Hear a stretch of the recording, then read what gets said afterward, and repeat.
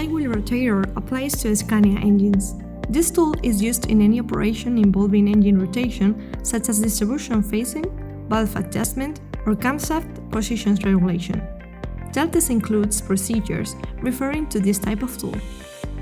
Here's an example with Jaltest in a Scania G250 Euro 6 truck for the valve adjustment procedure. We select truck, vehicle type, Scania, truck brand, G-Series, family, and G250 Euro 6 model.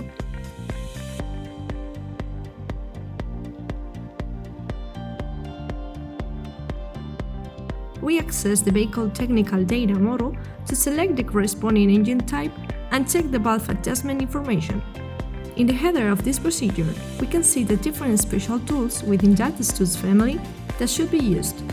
These special tools also appear in each of the steps where they should be used.